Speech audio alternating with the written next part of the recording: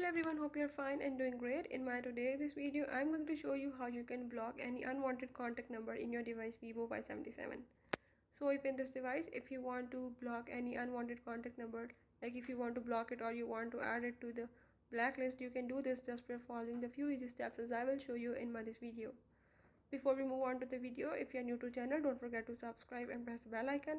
And now just follow the steps and watch the video and you will learn how you can block or unblock any number in your device. Let's watch it.